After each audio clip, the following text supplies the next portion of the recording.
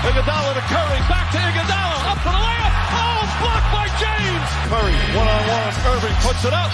It's good. Kyrie Irving from downtown. The three, steps back, crossover, puts up a three. Rebound James. Seconds. It's over. It's over. Cleveland is a city of champions once again. The Cavaliers are NBA champions. Cleveland! This is for you! What's going on, Cavs fans? Welcome back to another exciting edition of the Block the Shot the Stop. I'm Skylar Webker. He's Kevin Lynch. And tonight we thought we'd take a trip down memory lane, recap the season. It's been a very long season for us Cavs fans. So try to capture all the moments, the highs, the lows, the mix of what this team started to what they are now. And Kevin, how are you feeling about this Cavs team? Kind of this season in general. I got a lot of thoughts on this season in general, but I did want to start with a little retraction from our last episode, if that's okay. I decided, like last episode, I used my one nice thing to compliment the city of Toronto, and then within an hour, all this crazy shit happens, and we're playing the Toronto Raptors in the first round. So I retract everything I said about Toronto. Fuck you, Toronto. We're coming for your votes come Saturday. No, I'm just kidding. I just want to have fun. This season, lots of thoughts. I mean, if you look at it from a high level perspective, they won over 50 games. They're a top 4 seed. And they manage the roster in a way to try and make them as healthy and as fresh for the playoffs. So if you do that, you can say like, yeah, a successful season. At the same time, they won 12 less games than they did the year before. It was a lot less fun at times covering the team this regular season. Some other factors which we're going to get into. We got a few categories. So I don't want to step on that, but I'm kind of somewhere in the middle. Like, I love basketball. I love the Cleveland Cavaliers. I enjoyed watching them this season. I thought it was a good season that maybe fell a little bit short of expectations. I think that's a fair point of a good season that still fell short. Obviously, I don't think we expected this team to win 60 games again. But I think it's the fact that and you could probably say they still haven't really given you any like sway into things are going well, or to have a long run where we saw last year they had 2 long win streaks. This team really never kind of got off to any type of winning streak, and never really just doesn't feel like they ever really got in motion at all. Now, you can put a lot of that into injury. You can put a lot of that into roster turnover. But I think, like you said, a little disappointing because we didn't see anything really convincing about this Cavs team yet.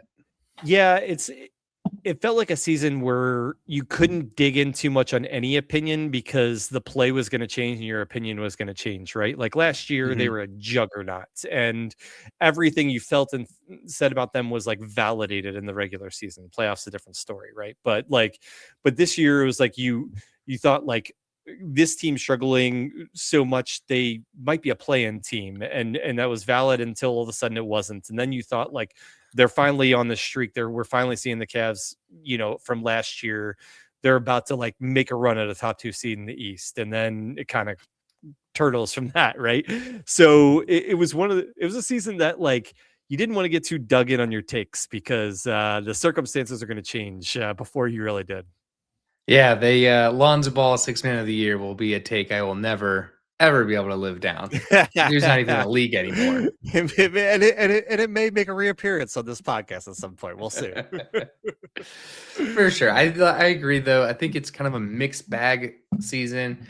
Yeah, you got home court advantage. Like you said, you kind of slept walk through the regular season. And I thought you ended our last show perfectly. Like, all right, Kenny, like, you got what you wanted. You schemed your way into a seed that you wanted, or that you thought was just more favorable. You have the healthiest roster. You've managed kind of personnel and everything. Like, you got to do it now. Like, you're in the seat that you said you wanted. It's time to do it. Time to put, belt to ass. They put themselves in a no excuses thing. I mean, this, like, we said it last season, and I actually think it was true. I think last playoffs was, a failure, if we're being totally honest. But like uh, the way they did everything that you mentioned and everything that I talked about, like they put themselves in a position to where if they don't make the Eastern Conference Finals, I'm not necessarily saying blow it up, but you may have to make some major roster evaluation in the offseason. Yeah, for sure. So let's look back on the season. I have a couple of topics here we've collaborated on, and I wanted to know what was the most impactful move made by the Cavs. This could be trade, this could be starting rotation, this could be player development, minutes distribution. It doesn't have to necessarily mean one specific thing, but what in your eyes was the most impactful thing for this Cavs season? So what I went with, I had a couple of things, but one of them I'm going to use in a different category that we're going to bring up. But so the one I'm going to go with for this is I think the season turned around when they started making Jared Allen a focus point of the offense. This is in like very end of December into January. He had a very good January, and then he should have been player of the month in the NBA in February. And I thought from a positive aspect, that was the most positive thing that happened this year. Frankly, it started well before the trade deadline and then maybe accelerated even further after James Harden came into the mix. But I thought that honestly might have kind of saved their season, the way Jared Allen played the first 2 months of this calendar year and the fact that they finally made him a focal point, because he struggled with injuries the first 2.5 months of the season. He struggled when he was playing, that his numbers weren't very good. He was even slipping on the defensive end because he was so uninvolved on the offensive end. A lot of that was a product of playing so many games without any kind of true point guard or on a pick and roll with. So I thought the most impactful thing that kind of turned this season around for the Cavs was making Jared Allen a focal point on offense, leaning into him both on the offensive defensive end. And I thought that 2.5 month stretch was maybe the best I've seen Jared Allen in his 4 years now as a Cavalier. Yeah, I think we talked about Black History Month, Jared Allen, a lot Yeah. because it was fun to watch, and I do think it really did save this Cavs season because it really propelled them from kind of a play-in team into that 4 seat. For me, though, I think is quietly that the Cavs are putting this team in Donovan Mitchell. There was always the 2 guards, and is it Darius's team because he was the guy they drafted and built around? Is it Donovan because he's the superstar? Is it Evan Mobley because he's the up and coming? I think the Cavs really centered this team around Donovan Mitchell, and they got rid of Darius Garland. They brought in James Harden, somebody that isn't going to compete in that this is my team. I mean, I know he was the system or the franchise in Houston, but he's definitely not that anymore. And you can tell that he's playing like he's not that. So they are putting all of their chips in on Donovan Mitchell being the guy, the leader, the face of this team. And I do think that has an impact in not only the incredible play that we've seen from Donovan Mitchell this season, but how the guys kind of rally around that. We saw a lot of like-minded individuals of Donovan Mitchell, like Jalen Tyson, kind of take off. We saw Evan Mobley kind of starting to get more comfortable on the offensive side. So I think them quietly setting the direction or setting the focal piece of this team kind of added a little bit of clarity or wrinkled out some clarity to the others on the roster. Yeah, I think that's a good call. And so I think even coming into this year, this was technically Donovan Mitchell's team, but I think the word I'm thinking of is it was solidified this year. Yeah. Mostly because the injuries to, at that time, the other core 4 members, and the fact that he was so good the first, 2 to 3 months of the season when the Cavs needed him to be Superman virtually every night. And so I think maybe is almost like we were reminded and assured what we already thought was true with this was a Donovan Mitchell's team, Donovan Mitchell's franchise. And coming into the year, there was talk of Evan Mobley now is going to be the best player in the Cavs, all that stuff. Donovan Mitchell is still the best player in this team. He's going to be the best player in this team for the foreseeable future, certainly for this playoff run. And I think even in their worst moments of the years, the fact that kind of like that everyone got comfortable and rallied around that, like everyone else can kind of like fall in line in their correct spots behind Donovan. I agree. And yeah, just adding that clarity, like I said, that, hey, Evan Mobley, you're not the best player on this team. And you're not going to be the pinnacle point of the offense. They tried it out. It wasn't working. Donovan Mitchell is there to kind of add that clarity. So I think that really added not only for this season, but going forward, a set direction for this team. Yeah, no, I completely agree. I think that's a good point. I'll call out our next one and let you go first for this one. On the positive aspect, what was either your favorite game or your favorite memory, favorite moment from this season? It's definitely my favorite game.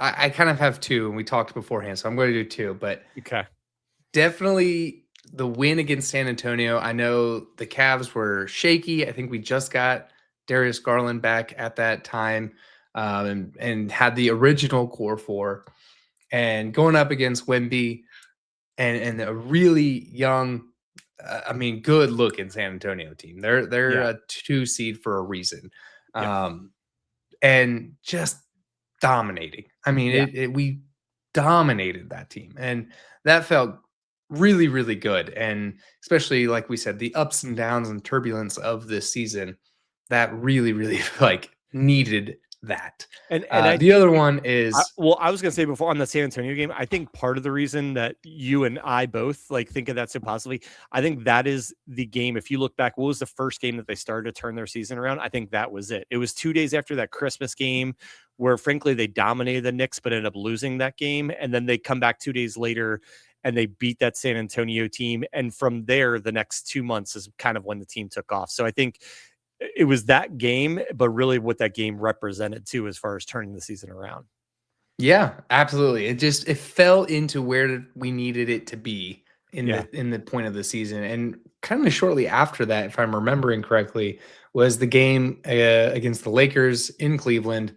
It's always good to have LeBron home, but same thing. Hit him so badly that Bronny got like 20 minutes because the game was pretty much over in the third quarter. That also always feels great to have Yeah. LeBron home and then remind him that we're still good without him. Yeah. I remember the crowd was chanting for Brownie by the beginning of the fourth quarter to Yeah. come in and make an appearance. So for me, I had a couple that I debated between, but I'm going to go with the game in February where they beat the Knicks pretty soundly. They beat them 109-94. And even that game wasn't quite that close. It's not a secret that the Knicks has been a team that they've struggled with going back to the playoffs a couple years back. They always seem to get out physicaled by the Knicks. And while Mitchell Robinson did have 16 rebounds in this game, the Cavs won the rebounding edge. And I think maybe part of the reason I look on it finally not only beating the Knicks was that like Donovan Mitchell didn't have to be Superman in this game. Like he only had 23 points, 5 rebounds, 4 assists, but like everyone that was playing that night contributed. Like Dean Wade had a great game. I remember like Evan Mobley was all over the place defensively, not as good at offensive stats. This is right when Jared Allen was like, making his run towards Black History Month player of the month. He had like 19 points and 10 rebounds. And it was one of the first games with James Harden when the team was already playing really well. And I feel like they caught an additional wave of momentum with getting Jimmy Harden in the mix. And he played well. He played really well his first few games of the Cab before he had some struggles. So that's probably of all the games this season, that's the one I personally look back most fondly on. Yeah, those are great games. So what are some least favorites? Like you said, it's been an up and down season. We can't call out the highs without calling out the valleys. I'm going to be consistent on this, and I've said it on this podcast. My least favorite moment of the season was when I found out they traded for James Harden. And I'm just being believe me, I will change my tune on it if the Cavs go on to have playoff success in Eastern Conference or finals run or longer. But the simple fact is that I dislike the way James Harden plays basketball. I think he's an amazing basketball player, but I like more fast paced. I like more team centric ball movement, back cutting type basketball that the Cavs played last year. And I knew the moment they got Harden, a lot of that was going to change, and you're going to slow the pace down. There's going to be a lot more just like single pick and rolls, isolation basketball. And it's just not the basketball I enjoy the most. It's why I've always greatly respected what James Harden is as a player, but never truly enjoyed watching him play. So to get one of the guys I least like watching onto my favorite team, that was my lowest moment of the year. And I know it because I think I've cursed like 6 times in this podcast leading up to that, and 4 of them were on that podcast. Yeah, it was definitely a whiplash move because of having the young, athletic, run up and down the court guys that we've had, especially guys like Darius Garland, who exemplifies that, to the slow pace, slow it down, wait for a defense to break down. I definitely understand the whiplash on that. And kind of in the same vein, not as far as James Harden, but my least favorite moment or least favorite game. I had to look it up because I do remember this. It was the very next game after that San Antonio win was the Cavs lost to the G League Warriors. Yeah. Nobody was playing on the Warriors. Yeah. Steph's out, Clay's out, Jimmy's out. Clay's not even on the team. Draymond's out. I was like, wait, what? Yeah. I'm just so used to saying Steph and Clay. Yeah. Steph's out. Like literally nobody. I think they had 10 guys injured on that game. And it was literally the G League team for the Warriors against a completely healthy Cavs who just put belt to ass to Spurs. Yeah. And they get dominated on. I mean, it was horrible. And if I remember that game, that was like the second game of back-to-back. It was like a Friday night. It might have been on like Amazon Prime too. And just one of those, you walked away from the game. I'm probably just feeling embarrassed more than anything. like how could that happen? And I'm almost positive it was a nationally televised game that was where the embarrassment came in. I can't believe all the basketball fans like watched this tonight. That's a good call out. That was certainly a low moment. Yeah, it was a 99-94 loss by the Cavs. Yeah. And horrible. I'm pulling up the starting lineup was Buddy Hield, Jonathan Kuminga, Quentin Post, Pat Spencer, Will Richard. I know 2 of those names, and it's just Buddy Hield and Jonathan Kuminga. It might be even more unfortunate that I know all of them. And that might make it even more embarrassing. All right, we'll move on to a more positive thing. Team MVP. I think we're going to be aligned on this, but please go first. Who's your 25-26 MVP of the Cleveland Cavaliers? It's got to be Donovan Mitchell. I mean, this team, I don't know if this team has 30 wins without Donovan Mitchell. Yeah. And I agree. I have his stats here. 28 points a game, basically 5 rebounds, 6 assists. This season from a statistical perspective was almost in line with his first season in Cleveland, like basically in line with the best statistical season of his career. He's doing it. He did so much of it early in the season, as we mentioned, then when the team was so shorthanded. And I agree with you. It's kind of like, it was so important to turn the season around kind of as the calendar turned and everything. But like they started that turnaround at 17 and 16. If it wasn't for Donovan Mitchell, they could have been 10 games under 500 and been like the Clippers where they were just fighting the whole second half of the season just to make a play-in spot. Like he was that valuable. I think he's either going to be first or second team NBA, all NBA this year. I mean, either way, it's completely warranted. And I thought his offensive production is obviously off the charts, but his leadership and kind of holding this team together with, sticks and scotch tape for so much of the year, I thought was invaluable and is good. The only other answer I think you could potentially say is Jared Allen, because when his play improved, the team improved, as we talked about. Yeah. But I think if you're being realistic, there really is only one answer to this question. Yeah. And I mean, I probably consider Donovan Mitchell a Hall of Famer. I don't know if that's a hot He's take getting or there. not. Yeah, he's close. Yeah. This season really put that up there because Yeah. we saw how LeBron took horrible teams the distance. This team for very many stretches of this season was horrible because of Mhm. all of the injuries and just you were kind of like you said, sticks and scotch tape.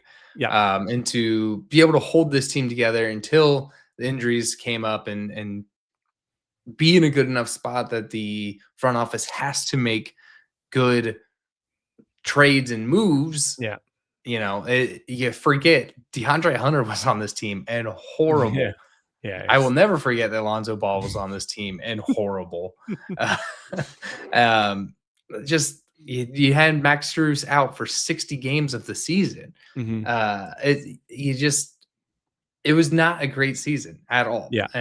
To roster construction and health and availability wise, and the fact that Donovan Mitchell was able to kind of will this team into hanging in there is a testament to how important he was for this team.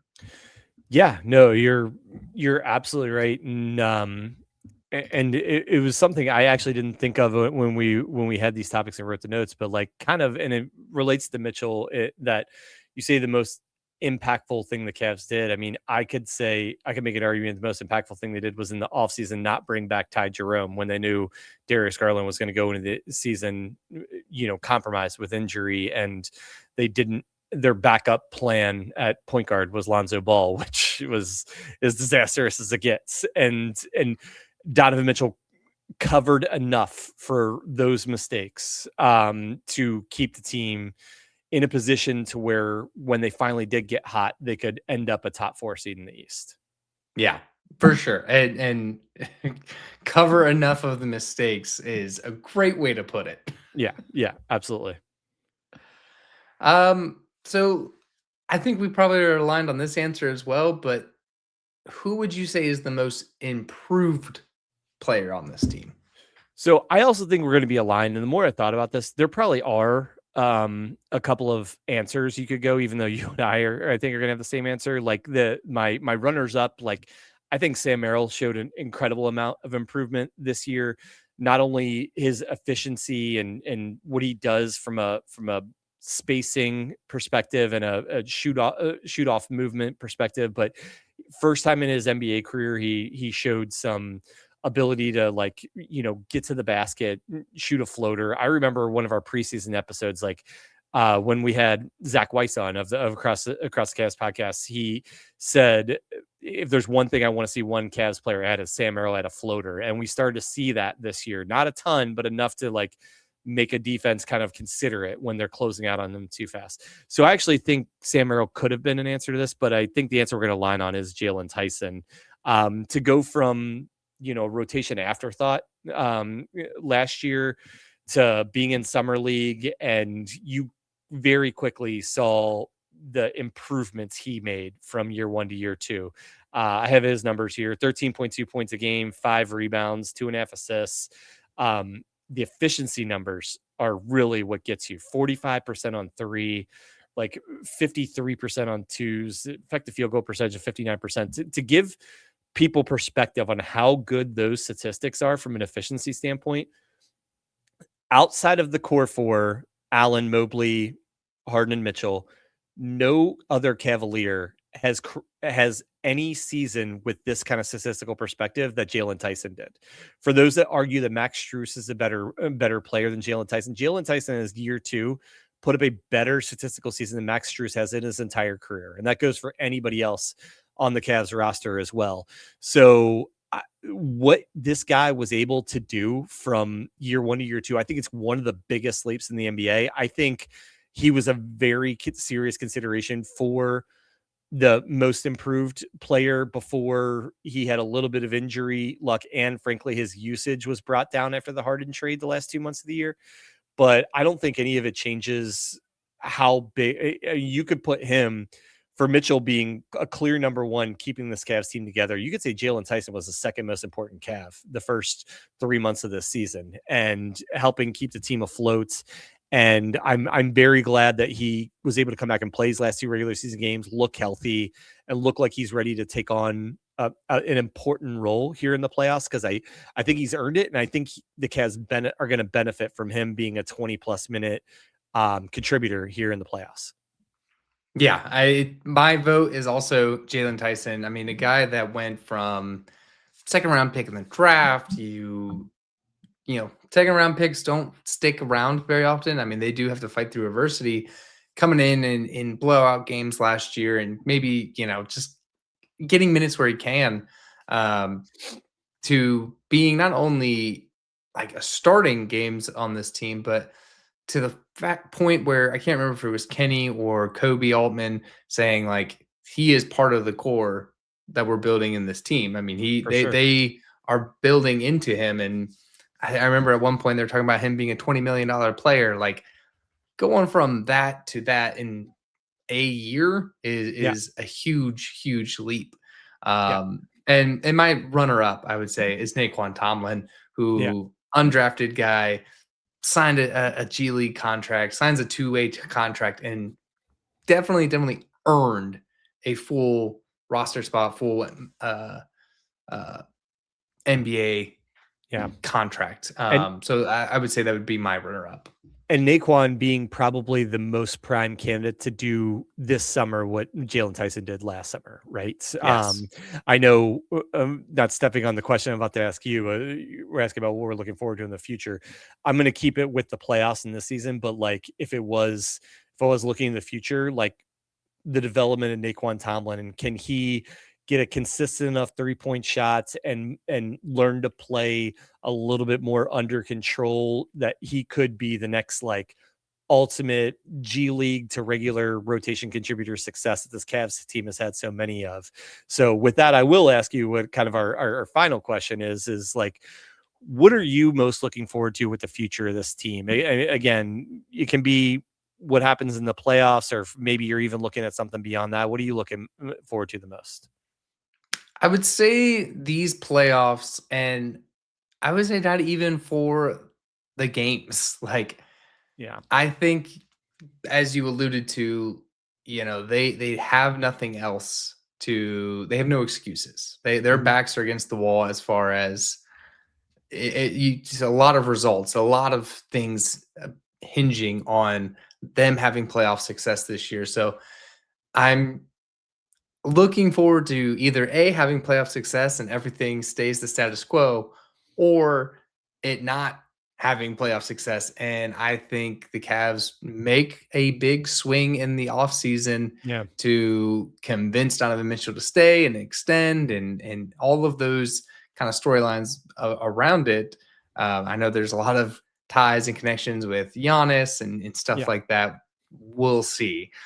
But I think I'm excited for that dichotomy of like, hey, we're either going to crush it in the playoffs and keep this thing moving, or we're going to make a dramatic pivot that's also going to be great. Because if there's one sports owner in Cleveland that cares and wants to win, it's Dan Gilbert, and he will do what it takes to get there. Yeah, I think the word that came to mind as you were talking was like clarity. You're going to get clarity this playoffs, and mine, what I'm looking forward to is similar, just a little bit more specific.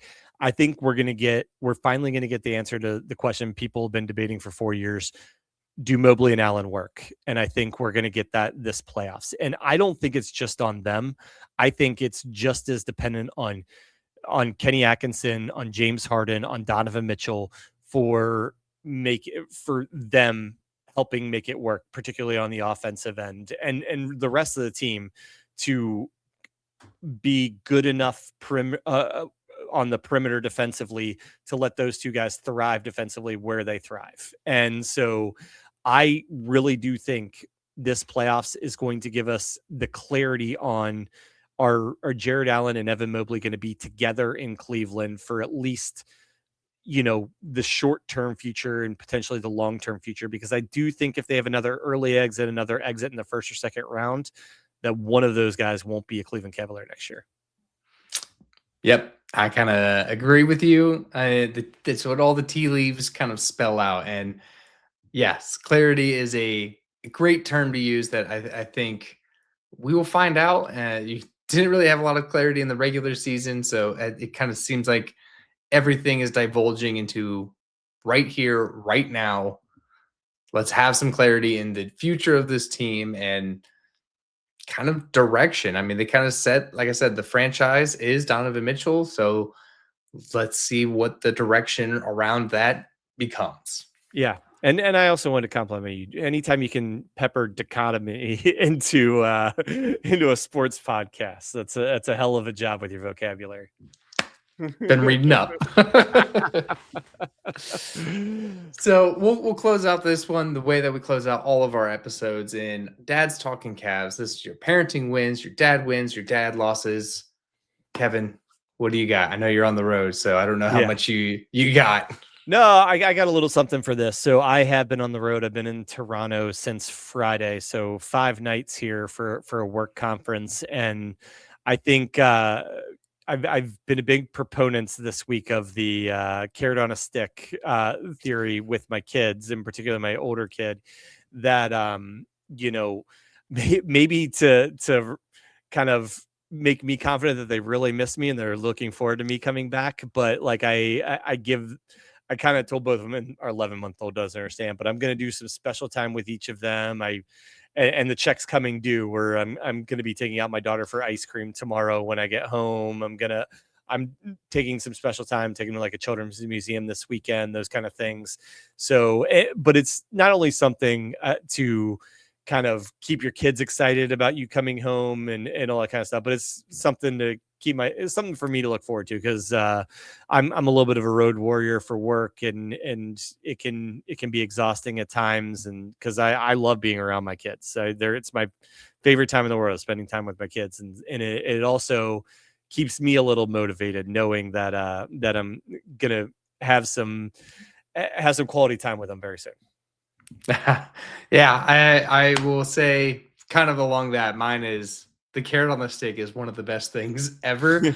My son will always ask for stuff, or we'll tell him like, hey, if you do this tomorrow, we'll go to the playground, we'll do whatever it is. So tomorrow is my son's favorite thing. He can't wait for tomorrow to come, because we'll always do some fun stuff tomorrow, but we make sure to tie in like you gotta work for it though. You gotta do something for the tomorrow thing to happen. And he's starting to like cognitively put that stuff together. A lot of like, you gotta clean up. If you clean up, we'll go to the playground tomorrow. and a lot of those things work. So the carrot on the string is working really well in our household as well. It's a tried and true strategy, that's for sure. Until it doesn't. Yeah. Until you have to give him some of the carrot. So before we get out of here, we'll have another episode this week as a playoff preview, now that we have the clarity into who we are actually facing. Toronto, Kevin's there behind enemy lines. So he'll have the inside scoop for us as that comes along. So for that, follow us on all of the social medias. We love fan interaction, likes, ratings, reviews on not only the video format of this, and subscribe to us on YouTube, but also the audio version. It really does help us out, and it's free. We're on all of the platforms. So for Skylar Webker, he's Kevin Lynch. We'll get out of here, and as always, go Cavs.